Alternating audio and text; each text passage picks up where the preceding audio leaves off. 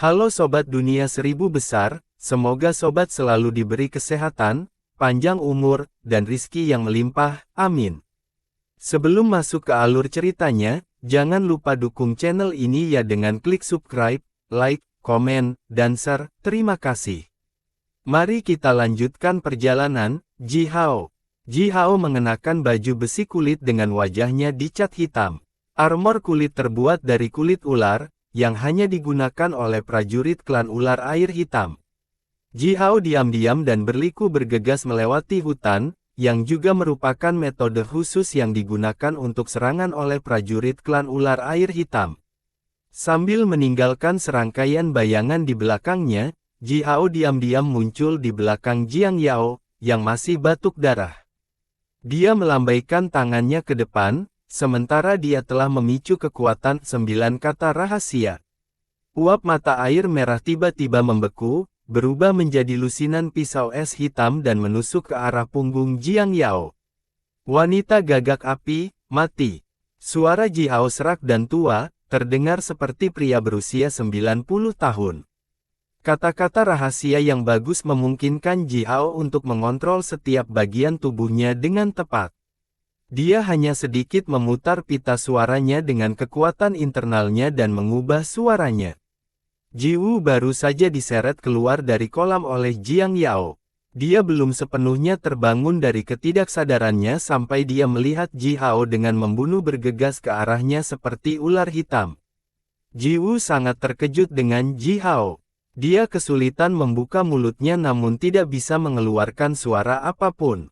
Hanya saat pisau es hitam itu hendak menembus tubuh Jiang Yao, Ji Wu berteriak dengan menakutkan dengan keras.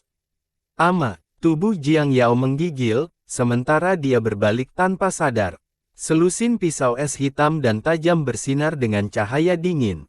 Ujung pisau terdekat hampir menyentuh kulitnya. Murid Jiang Yao menyusut sampai seukuran kepala jarum. Dia tanpa sadar menarik Ji Wu ke atas, dan melindungi dirinya dari serangan itu.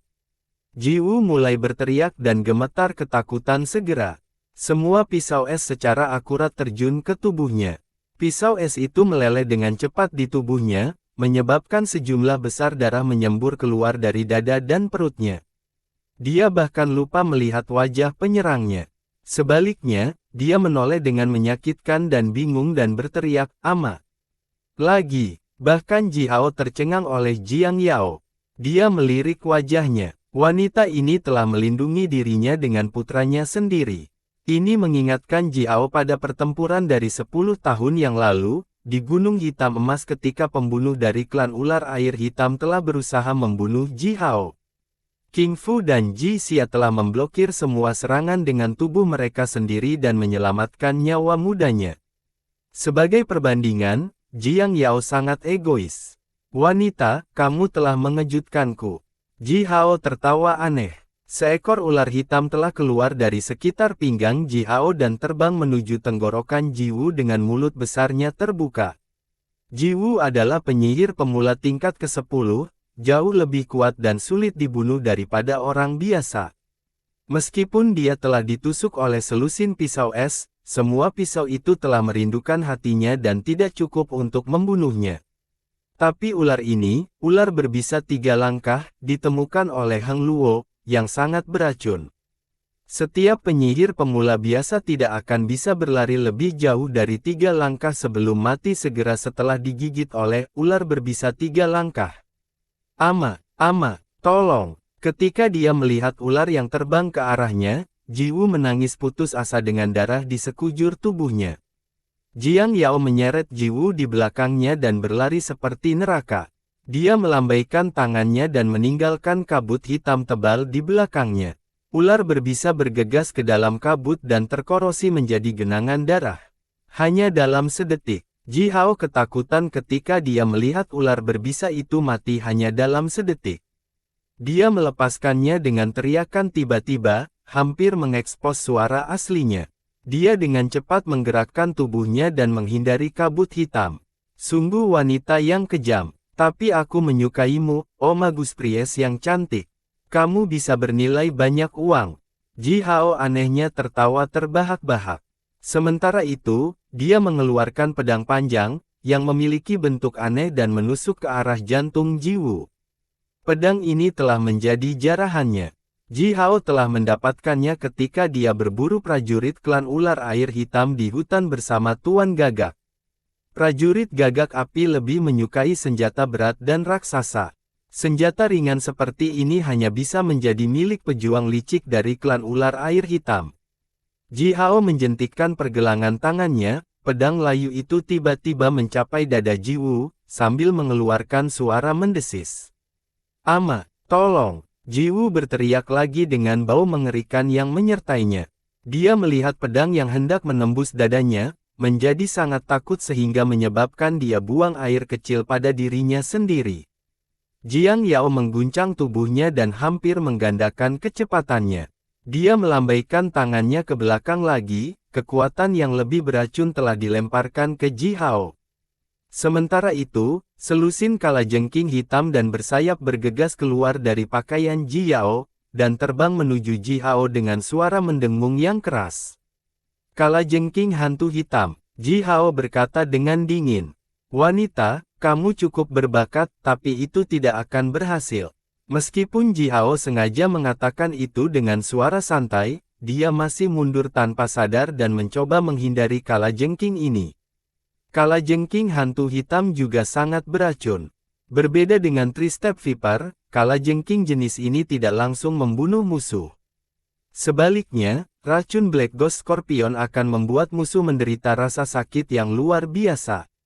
Orang-orang yang telah dipukuli oleh kalajengking hantu hitam pada akhirnya akan mati dalam kesakitan yang luar biasa. Bahkan magi senior tidak tahan satu gigitan pun dari kalajengking hantu hitam. Ji Hao melambaikan pedang dan membelah kalajengking ini menjadi beberapa bagian. Jiang Yao tidak berhenti melarikan diri. Sementara itu, dia menoleh dan berteriak, "Klan ular air hitam.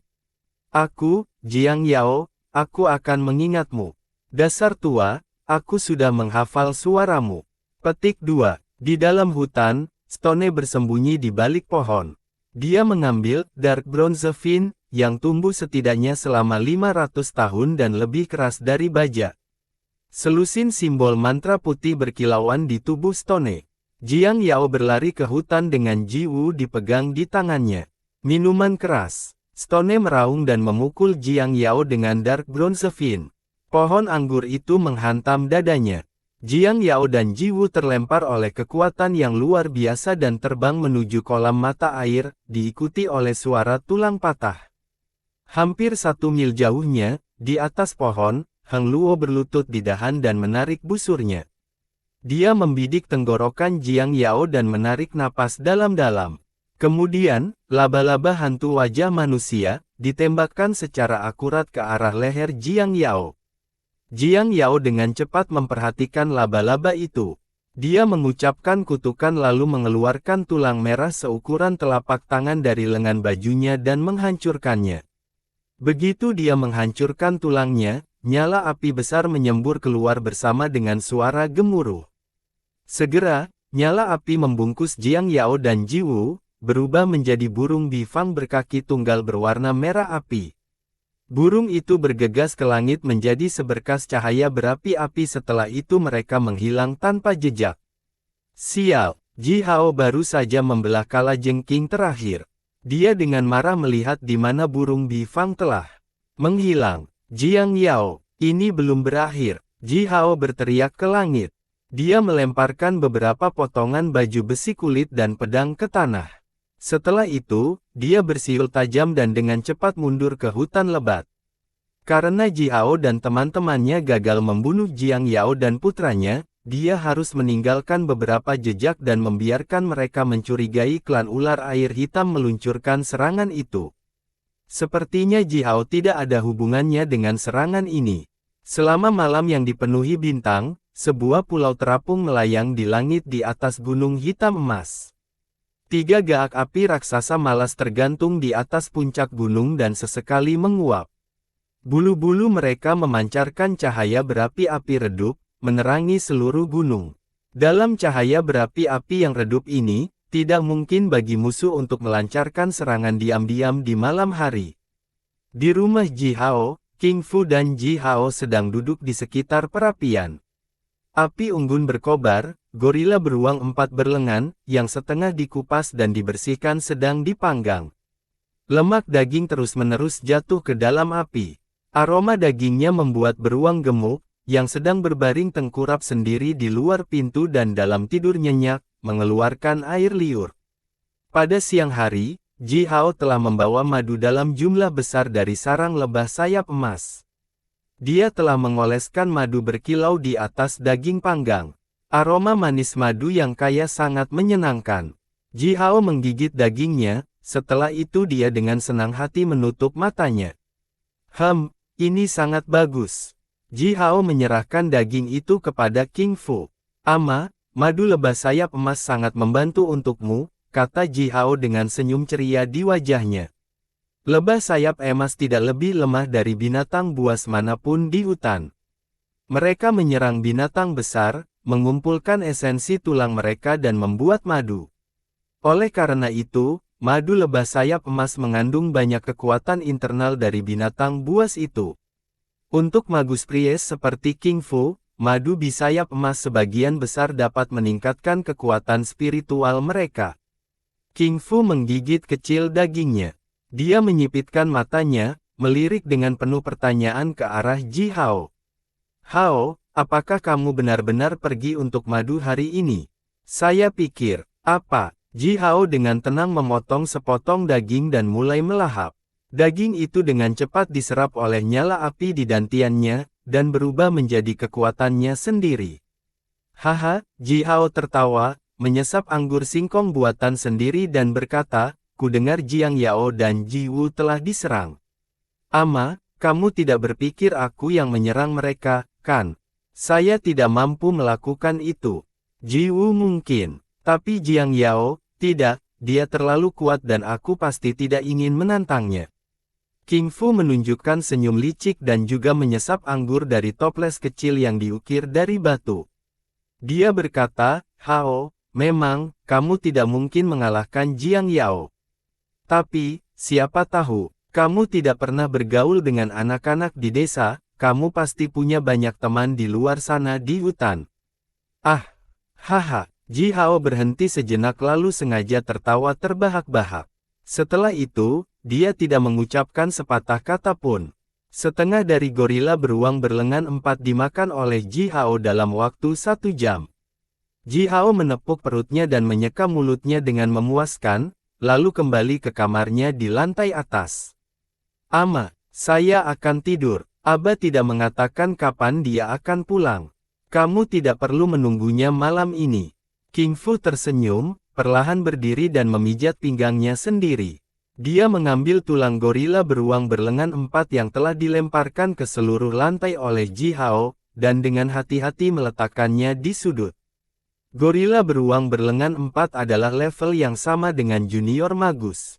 Tulangnya adalah bahan yang sempurna untuk membuat semua jenis alat magus pries. Sambil memetik tulang-tulang itu, King Fu bergumam, tidak mungkin Hao. Tidak bisa, tapi, akan lebih baik lagi jika itu benar-benar dia. Di loteng, Ji Hao sedang berbaring di tanah dan menatap cahaya berapi-api redup yang membungkus seluruh gunung hitam emas melalui jendela. Setelah 1/4 jam, dia mendengar bahwa King Fu telah memadamkan api dan mematikan lampu, setelah itu dia pergi ke kamarnya. Jixia tidak akan ada di rumah malam ini. Dia bersama dengan sekelompok prajurit dari klan yang dekat dengannya, mengunjungi beberapa master magus pries dan magi yang lebih tua yang selalu mengambil sikap netral terhadap urusan klan. Ji Hao telah menunggu sampai dia mendengar King Fu bernapas dengan tenang di kamarnya dan memastikan dia telah tertidur. Ji Hao kemudian berdiri, dan dengan hati-hati dan diam-diam mengeluarkan bulu gagak merah dari sudut gelap loteng. Ji Hao menggigit jarinya sendiri dan menggambar 3 simbol mantra kuno di bulu dengan darahnya, lalu mulai menggumamkan mantra. Bulu itu diam-diam menyala dan segera berubah menjadi gagak hitam seukuran telapak tangan. Gagak mengepakkan sayapnya dan terbang keluar jendela. Ji Hao duduk di tanah dengan kaki disilangkan. Matanya bersinar merah cerah. Bulu itu berasal dari sayap mer. Krok, dengan mantra sihir Jihao, dia bisa melihat semua yang akan dilihat gagak hitam kecil itu. Jihao mengendalikan gagak hitam untuk terbang menuju perkemahan Jisoo dengan kekuatan spiritualnya. Di sisi lain lembah, Jisoo dan orang-orangnya telah membangun perkemahan di dekat pintu masuk. Hampir 100 tenda dibangun dengan kayu gelondongan dan kulit binatang. Gagak hitam kecil itu menyatu dengan sempurna di langit yang gelap, dan diam-diam mendarat di atas tenda terbesar. Perkemahan ini hanya untuk istirahat sementara, tenda-tenda itu tertutup kasar oleh kulit binatang. Gagak hitam mengintip ke bawah melalui celah antara dua potong kulit yang dijahit. Dua tong tanah liat besar diletakkan di tanah. Salah satu tong berisi cairan merah menggelegak yang dikelilingi oleh nyala api. Jiwoo sedang duduk di tong dan mendidih dalam cairan panas. Wajahnya berputar kesakitan. Dia sebagian besar membuka mulutnya tetapi tidak bisa mengeluarkan suara apapun. Tong lain berisi cairan hijau. Serangga beracun yang tak terhitung jumlahnya berguling dalam cairan. Jiang Yao sedang duduk di tong itu dan menggertakkan giginya, gumpalan asap hitam keluar dari telinga dan hidungnya. Di loteng, Jihao mencibir. Cairan obat hijau ini cukup efektif, itu mengubah darah ekstravasasi di dalam tubuh Jiang Yao menjadi asap dan mengeluarkannya. Tidak seperti Jiwoo, yang hampir pingsan dan tidak bisa mengeluarkan suara, Jiang Yao mengutuk dengan nada racun dalam suaranya, mereka adalah orang-orang Jixia. Jixia dan klan ular air hitam. Mereka bekerja sama. Ini adalah gunung hitam emas, bagaimana ular bau itu bisa sampai di sini?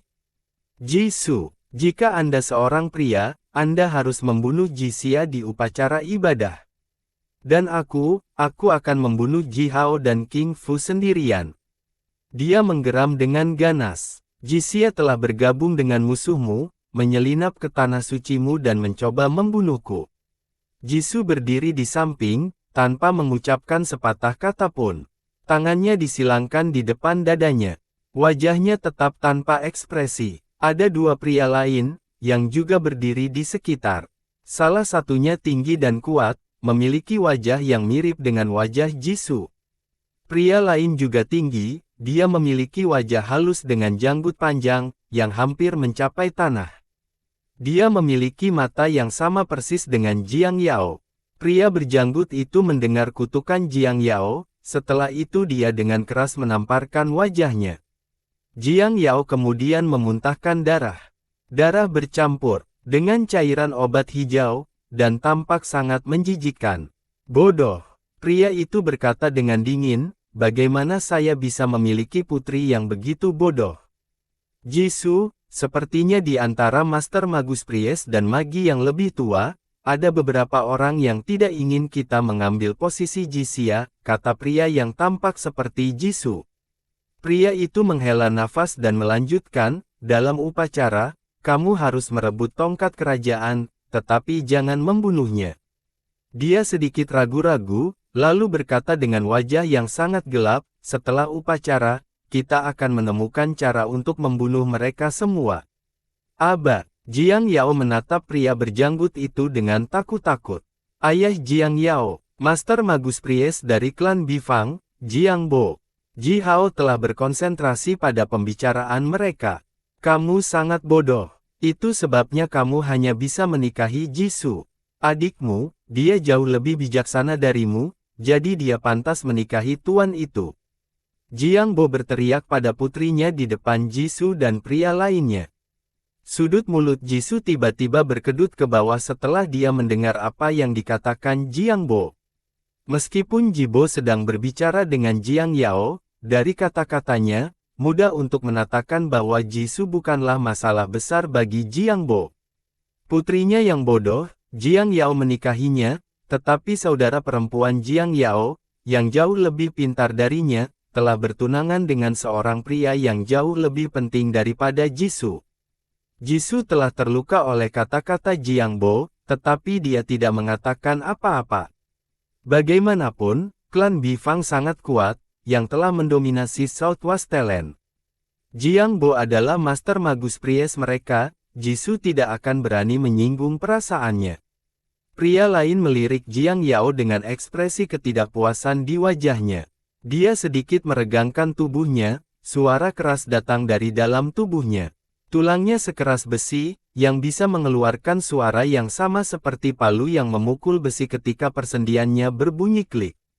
Orang-orang saya memeriksa tempat di mana mereka diserang. Kami menggunakan 7 jenis magrimal berhidung tajam, tetapi tidak dapat menemukan jejak penyerang, kata pria itu dengan suara rendah. Di Gunung Hitam Emas, hanya beberapa tua itu yang bisa melakukan ini. Jiang Bo berkata dengan dingin, jadi, orang-orang tua dari klan Anda masih ingin Jisia menjadi pemimpinnya.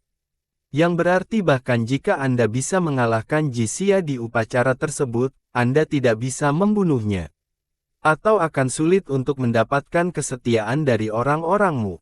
Pria kuat itu menghela nafas, menggelengkan kepalanya, dan berkata, tidak hanya itu, kita tidak bisa memberitahu orang bahwa Jiang Yao dan Ji Wu juga telah diserang. Meskipun kami tahu itu bukan klan ular air hitam, kami tidak bisa berbuat apa-apa. Apa? Jiang Yao berteriak ketika dia mendengar apa yang dikatakan pria itu. Dia sepertinya lupa bahwa dia baru saja ditampar oleh ayahnya sendiri. Aba. Jadi, apakah kamu tidak akan membalas dendam padaku? Dia berhenti sejenak, lalu memunculkan matanya dan berteriak dengan nada heran, apa? Bukankah ular air hitam yang menyerangku? Apakah orang-orang klan gagak api menyerangku? Saya pikir, Jiang Bo bahkan tidak membiarkannya menyelesaikan kata-katanya dan menamparnya lagi lebih keras dari terakhir kali. Jiang Yao merasa wajahnya hampir hancur. Dia batuk darah, lalu pingsan. Aku Jiang Bo, bagaimana aku bisa memiliki putri yang begitu bodoh? Jiang Bo menggelengkan kepalanya dan berkata, upacara ibadah akan datang. Jisoo akan menjadi pemimpin prajurit gagak api Anda. Jika orang-orang mengetahui bahwa istri dan putranya telah diserang dan terluka parah di bawah perlindungannya, bagaimana orang-orang Anda bisa diyakinkan untuk mengikutinya? Jisoo menginjak tanah dan mengangguk ke Jiang Bo. Aku akan mencari tahu siapa yang melakukan ini setelah upacara, kata Jisoo. Jiang Bo mengangguk dan mempertahankan wajah dingin. Dia berkata, untuk saat ini, yang paling penting adalah kamu harus menjadi pemimpin prajurit klan gagak apimu. Kembali ke loteng, Ji Hao terkekeh. Jisoo dan Jiang Bo, betapa sempurnanya rencana mereka. Ji Hao mengunci jari-jarinya, sementara kilat melintas di matanya. Sementara itu, di bagian atas tenda, petir muncul di bulu gagak hitam. Tubuhnya dengan cepat berubah menjadi bola api yang telah menyatu dengan pencahayaan. Segera, gagak kecil itu berubah menjadi bola api dan pencahayaan seukuran telapak tangan. Ji Hao mengumpulkan semua kekuatan internalnya dan entah bagaimana mengirim kekuatan ke bola api pencahayaan. Bola menyerap kekuatan Ji Hao, membengkak seukuran kepala lalu diam-diam jatuh ke tenda. Bola api petir jatuh ke dalam tong Jiang Yao, memercikkan banyak cairan obat hijau kental lalu dengan cepat tenggelam ke dasar. Orang-orang di tenda itu semua terkejut. Jiang Bo tanpa sadar berubah menjadi seberkas cahaya yang menyala api, bergegas keluar dan menggeram, siapa itu? Jisoo melangkah mundur pada awalnya, berhenti sejenak. Kemudian dia berlari ke tong dan memasukkan tangannya ke dalam cairan, dan mencoba mengeluarkan bola dari tong. Pria kuat yang berdiri di sampingnya jauh lebih cepat darinya, dia sudah menggenggam bola api di tangannya ketika Jisoo bergerak. Wu Guan Pili, Tai Jia Fei Xiong, Jiji Ru Luling. Pria itu memegang bola di tangannya dan mengucapkan mantra.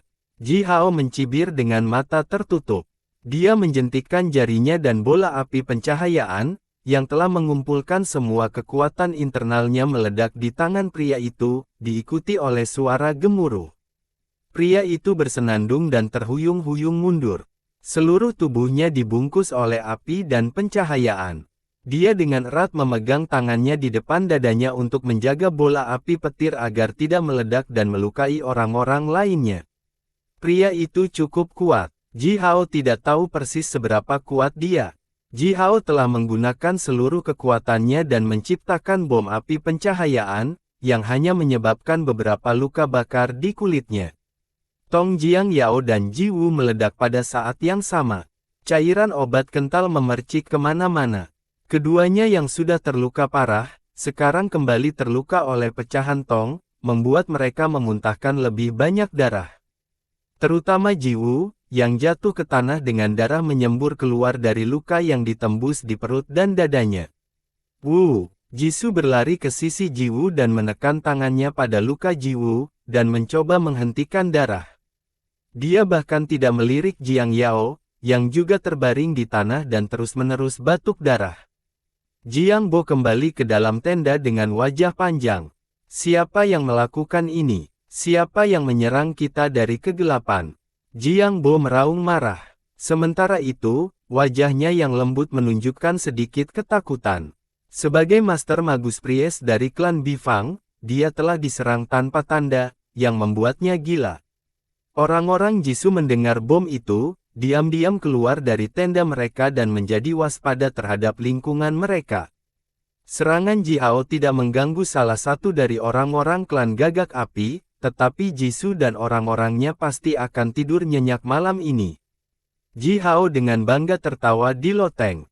Orang-orang Majus ini, memang, mereka memiliki kekuatan fisik yang luar biasa. Namun demikian, tanpa melatih kekuatan spiritual mereka, mereka tidak bisa memahami sihir-sihir seperti yang baru saja dilemparkan Ji Hao. Bahkan seorang penyihir senior seperti Jisoo tidak terlalu sulit untuk dikalahkan, pikir Ji Hao. Dia berbaring di tempat tidur dengan senyum di wajahnya, dan diam-diam menyerap energi cahaya bintang untuk mengisi kembali kekuatan internalnya. Tidak ada yang layak disebutkan terjadi dalam beberapa hari ke depan sebelum upacara pemujaan leluhur. Jisoo, Jiang Bo dan orang-orang mereka tutup mulut, dan tidak memberi tahu siapapun tentang serangan itu. Orang-orang di Gold Black Mountain telah memulai waktu tersibuk mereka dalam dekade ini, dan bersiap untuk upacara tersebut. Para pemimpin dari setiap klan cabang telah datang ke Tanah Suci di Gunung Hitam Emas bersama orang-orang mereka. Bau daging panggang dan minuman keras memenuhi seluruh lembah setiap hari dan malam. Klan Gagak Api dulunya adalah klan yang kuat dan berkembang. Ada orang Majus legendaris seperti Raja Penyihir dan Penyihir Ilahi di antara nenek moyang mereka. Meskipun tidak ada penyihir klan Gagak Api yang melampaui tingkat senior selama 1000 tahun, klan itu masih tetap besar. Tanah Suci di Gunung Hitam Emas adalah pusat klan Gagak Api, yang dikelilingi oleh hampir 1000 klan cabang. Klan cabang terbesar memiliki populasi sekitar 1 juta, sedangkan yang terkecil memiliki populasi setidaknya 10.000. Masing-masing klan cabang ini mengendalikan sekelompok klan kecil, yang relatif lebih lemah, dan harus bergantung pada klan lain untuk perlindungan. Selama hari-hari ini, pemimpin hampir 1000 klan cabang telah tiba di Tanah Suci satu demi satu, yang membuat Jisia sangat sibuk. Namun, meskipun Jisia sangat sibuk, dia tidak melupakan Ji Hao. Dia terus berburu banyak binatang buas untuk memuaskan nafsu makan Ji Hao. Gorila beruang berlengan 4, piksi bertanduk tunggal, babon kepala emas, harimau hitam bersayap, macan tutul pemakan jiwa. Semua jenis binatang buas diburu dan terus dikirim kembali ke rumah di mana ia dimakan oleh Ji Hao. Obat khusus King Fu, yang sebagian besar dapat meningkatkan kekuatan internal dan spiritualnya, ditambahkan ke daging. Baru setengah bulan, Ji Hao telah menyerap banyak kekuatan fisik dan energi kekuatan hidup dari hampir 50 tubuh binatang, dengan keterampilan khusus yang dia peroleh dari mantra sihir Butian Bulou. Beberapa binatang itu berada di level junior magi. Nyala api kecil berwarna-warni di dantiannya telah tumbuh menjadi api yang menyala-nyala. Tubuhnya telah tumbuh 1 kaki lebih tinggi dan menjadi jauh lebih kuat. Hari itu akhirnya tiba. Sebelum matahari terbit, lebih dari 1000 gagak api raksasa telah bangkit dari pohon murbei yang menjulang tinggi di puncak Gunung Hitam Emas. Cahaya terang yang menyala-nyala dipancarkan dari bulu-bulu mereka, membuat mereka terlihat seperti 1000 matahari kecil yang bahkan telah menghilangkan awan di langit. Selusin gunung terapung yang melayang melalui gunung hitam emas, tiba-tiba dibakar oleh burung gagak yang berapi-api itu dan berubah menjadi gumpalan asap. Gagak api itu mulai berkokok. Suara gemuruh bahkan mengguncang seluruh gunung hitam emas. Di bawah lembah, gagak hitam yang tak terhitung jumlahnya telah muncul dari hutan murbei, membuatnya tampak seperti sungai hitam yang mengambang, melayang di sekitar gunung hitam emas. Bulu hitam dan merah jatuh dari langit bersama dengan suara yang memecah telinga.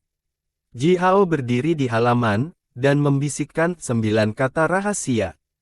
Tangannya terkunci bersama dan terus-menerus berubah gerakan.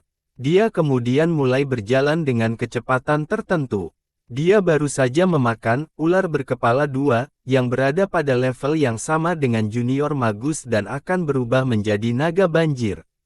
Nyala api warna-warni di dantian Ji Hao dengan cepat mengubah tubuh ular menjadi kekuatan dan energi. Ji Hao memicu kekuatan internalnya, dan menyerap kekuatan dari api. Kekuatan internalnya telah membentuk bola cahaya ungu seperti kabut, dan muncul di antara alisnya. Setelah dia menyerap begitu banyak kekuatan fisik dan kekuatan spiritual dari api, bola cahaya mulai mengembang dan berkontraksi. Sementara itu menjadi solid dan berwarna emas. Ji Hao senang dengan sukacita ketika dia menyadari perubahan ini. Setelah dia terlahir kembali di dunia ini sebagai Ji Hao, dia telah belajar dan berlatih mantra dan dengan 9 kata rahasia yang telah dia ciptakan sendiri di kehidupan sebelumnya. Dengan mantra sihir Butian Bulou dan energi kekuatan hidup yang kuat yang ada di dunia ini, dia telah membuat pencapaian yang sama yang telah memakan waktu 30 tahun di kehidupan sebelumnya. Lebih mengherankan, meskipun bola cahaya kekuatan internalnya belum sepenuhnya berubah menjadi padat dan emas, dia bisa merasakan bahwa kekuatan internalnya setidaknya 100 kali lebih kuat daripada di kehidupan sebelumnya, juga jauh lebih murni dari sebelumnya. Bagaimanapun, kekuatan internalnya terutama diperoleh dari binatang buas kuat yang tinggal di hutan. Segera, kekuatan dan kekuatan ular telah sepenuhnya diserap oleh tubuh Ji Hao. Dia menarik napas dalam-dalam, perlahan membuka mulutnya dan menghembuskan hembusan udara panas. Napasnya seperti uap bertekanan tinggi yang panas, yang tiba-tiba memenuhi udara dan menaikkan suhu di halaman. Beruang gemuk, yang telah mendengkur di samping pintu kayu, langsung melompat dan meraung ke Ji Hao. Ji Hao tertawa terbahak-bahak. Dia tidak pernah merasa lebih baik. Meskipun baru setengah bulan, apa yang dia peroleh melalui mantra sihir Butian Bulou telah jauh lebih dari 10 tahun latihan. Hei Pak Tua, terima kasih. Dia telah masuk ke ruang spiritualnya dan berteriak ke udara. Dong, dong, dong. Ji Hao mendengar gagak api berkokok dan drum berdetak. 1000 genderang perang dipukul pada saat yang sama di lembah, menyebabkan gema-gemuruh dan tanah bergetar. Wah, wah. Tanduk tulang naga sedang ditiup. Salah satu leluhur klan gagak api telah membantai seekor naga. Setelah itu, mereka membuat satu set tanduk tulang naga dari tulang tenggorokan naga, yang dianggap sebagai salah satu harta terpenting klan. Hari ini adalah hari upacara ibadah. 10 magus pries yang paling kuat memainkan tanduk tulang naga.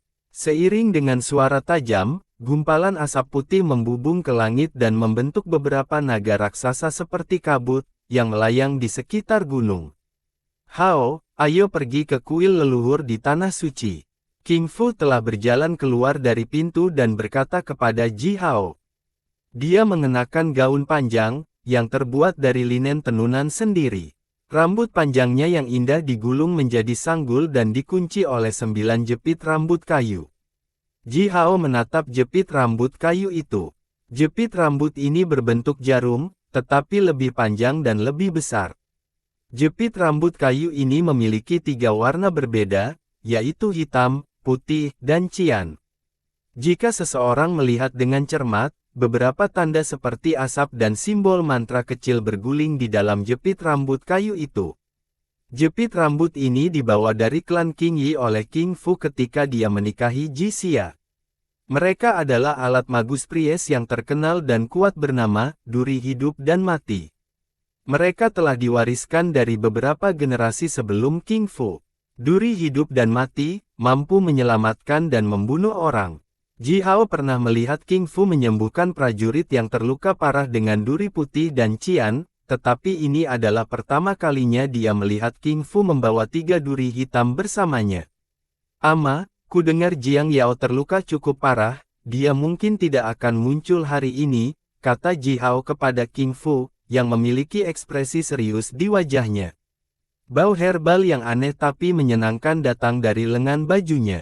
Hao, kamu terlalu muda untuk mengetahui tentang wanita, King Fu tersenyum dan berkata.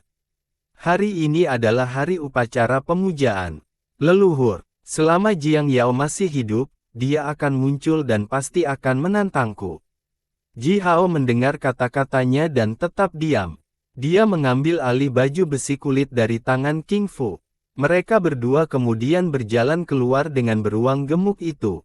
Orang-orang klan Gagak Api yang tak terhitung jumlahnya telah berkumpul dan berbaris di lembah. Ratusan magus Pries dan magi sesepuh berjalan di depan barisan dan meniup klakson, memimpin orang-orang mereka menuju Gunung Hitam Emas. Ketika sinar matahari telah menghangatkan Gunung Hitam Emas, semua orang klan Gagak Api telah tiba di kuil leluhur, dan sedang menunggu di luar. Di bawah sinar matahari, burung gagak raksasa berkokok dan melayang di atas kuil. Beberapa burung gagak tua dengan malas menyandarkan kepala mereka dan melihat ke bawah dari pohon sarang mereka. Ji Hao juga berdiri di luar kuil leluhur bersama sekelompok anak. Kuil leluhur klan Gagak Api tidak persis terlihat seperti kuil. Itu dibangun di lereng gunung, di bawah tebing yang terjal. Itu lebih seperti gua. Ji Hao dan orang-orang Gagak Api lainnya berdiri di depan pintu masuk alun-alun. Dari pintu masuk, seseorang harus berjalan melalui lorong sepanjang 1000 kaki, di mana tempat tersuci, di mana nenek moyang orang-orang klan Gagak Api telah dimakamkan, berada. Orang-orang berdiri di sana dengan tertib dan tenang, dengan ekspresi serius di wajah mereka. Selusin elder magi dan magus Pries berdiri di depan kerumunan, membawa nampan, yang diukir dari batu giok, dan memegang emas, batu mulia, dan harta karun lainnya di dalamnya. Ji Hao bahkan belum pernah mendengar tentang beberapa harta karun itu. Dia bisa merasakan energi spiritual yang kuat yang berasal dari batu-batu mulia yang berkilauan itu. Energi misterius bahkan menyebabkan nyanyian warna-warni yang indah di langit. Setelah matahari mencapai puncaknya di Cakrawala, menyebarkan cahayanya dan menghidupkan semua yang disentuhnya, Master Magus Pries dari klan Gagak Api, Ji Kui keluar dari kerumunan. Dia mengenakan jubah yang terbuat dari kulit naga, helm yang terbuat dari tengkorak naga dan seutas gigi binatang yang tajam. Dia memegang belati giok darah dan berjalan menuju pintu masuk kuil. Kemudian, dia berbalik dan melambai ke kerumunan. Setelah itu, semua Magus Pries, yang berasal dari ribuan klan cabang, berjalan keluar, berbaris dan berlutut di elakang Ji Kui. Setelah itu mereka mulai membaca mantra sihir kuno dan tidak jelas. Ji Hao menggigil dan melihat sekeliling. Dia merasakan udara dingin yang aneh yang menyelimuti sekelilingnya bersama dengan suara para Magus Pries itu, seolah-olah dia telah dikelilingi oleh hantu. Baik tubuh maupun jiwanya terasa sedingin es. Tepat pada saat itu, Ji Hao mendengar suara teriakan dan ratapan. Ji Xia dan 1000 prajurit kokoh membawa ribuan budak dari belakang gunung. Budak-budak itu kurus, luka di sekujur tubuh mereka dan mata mereka dipenuhi dengan ketakutan dan keputusasaan. Dasar, klan Gagak Api, kami, klan Ular Air Hitam, kami akan memangsamu sampai yang terakhir dari kami mati. Tidak. Kamu tidak bisa membunuhku, ayahku. Ayahku adalah penyihir yang lebih tua dari klan Ular Air Hitam. Leluhurku yang agung, tolong ambil jiwaku sekarang, tolong jangan biarkan kejahatan menguasai jiwaku. Namun, tidak peduli seberapa keras para budak itu berteriak dan berjuang, mereka tidak bisa melarikan diri dari kendali Jixia dan rakyatnya. Segera, pria yang mengklaim bahwa ayahnya adalah magus yang lebih tua dari klan ular air hitam, telah terjepit ke tanah di depan Jikui. Putra dari magus yang lebih tua dari klan ular air hitam. Nenek moyang kami akan senang memiliki jiwamu. Jikui berkata dengan dingin dan menempelkan tangannya ke dada budak itu. Budak itu sekitar 1 kaki lebih tinggi dari Jikui. Namun, dia berteriak dengan menyakitkan ketika tangan Jikui menyentuhnya, setelah itu tubuhnya dengan cepat lemas. Jikui menusukkan belati Blood Jade jauh ke dalam dadanya, dan menembus jantungnya. Sementara itu, Ji Hao memperhatikan bahwa beberapa simbol mantra di permukaan belati mulai bersinar, dan semburan udara panas keluar dari belati. Budak itu mulai berkedut tak terkendali. Tubuhnya yang berotot dengan cepat mengerut dan berubah menjadi gumpalan asap hitam, akhirnya tertiup angin. Semua tulang, otot, darah, dan kekuatan hidupnya telah tersedot ke dalam belati. Budak lain yang telah menyaksikan kematian pria ini, mulai berjuang lebih keras dari sebelumnya. Beberapa dari mereka bahkan berteriak ketakutan. Jikui tetap dingin. Dia terus membunuh ribuan budak satu demi satu. Belati itu menjadi merah darah, simbol mantra misterius itu bersinar dengan cahaya terang. Udara menjadi semakin panas. Orang-orang mulai berkeringat. Tiba-tiba, angin puyuh keluar dari pintu masuk kuil leluhur, yang bertiup melalui kaki setiap orang gagak api. Ji Hao sangat gugup. Dia mengepalkan tinjunya dan menatap Jikui. Ini hanya upacara ibadah 10 tahun. Ji Hao telah mendengar bahwa pada upacara pemujaan 100 tahun, Master Magus Priest akan membunuh setidaknya 10.000 budak.